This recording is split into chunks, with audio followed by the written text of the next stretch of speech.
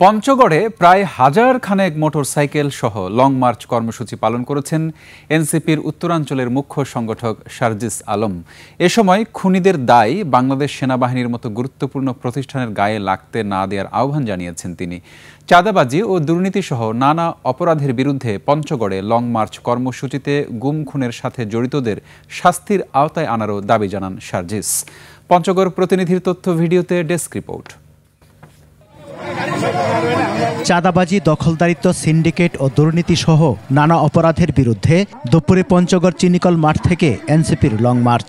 হাজারখানেক motorcycle সহ এই long March বহরের নেতৃত্ব দেন দলের উত্তরাঞ্চলের মুখ্য সংগঠক সার্জিস আলম। সদর উপজেলার কামাত কাজল দিঘি, চাকলাহাট, হাড়িভাষা, হাফিজাবাদ, অমরখানা, সাতমেরা, তেতুলিয়ার দেবনগর, ভজনপুর, বুড়াবুড়ি, শালবাহান হয়ে বিকেলে পৌঁছায় তেতুলিয়া উপজেলা সদরে। সন্ধ্যায় তেতুলিয়া চৌরাস্তায় প্রথম পথসভায় বক্তব্য রাখেন সার্জিস আলম। প্রত্যেক জেলা উপজেলায় 5 থেকে 10 জন চাঁদাবাজ, চোরাকারবারি, সিন্ডিকেট চালানোকারী, মাদক ব্যবসায়ী, বাটপার, কালপ্রিট আছে, যারা ওই উপজেলা জেলাগুলোকে রক্ত চুষে খাচ্ছে। আমরা এই প্রত্যেকটি জেলা উপজেলায় ঠিক এ কারণেই নেমেছি, কারণ আপনাদেরকে নতুন করে সচেতন হতে হবে।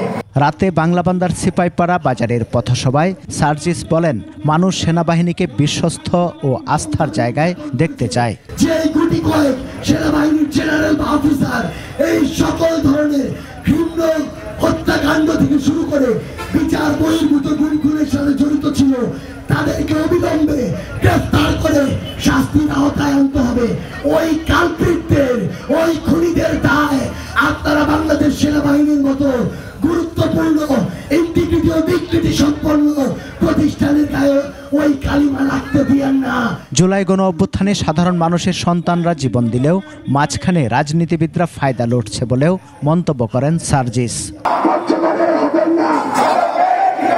রাত 9:30টার পর পঞ্চগড় শহরের জুলাই স্মৃতিস্তম্ভ চত্বরে লং মার্চের সমাপনী পথসভা হয়।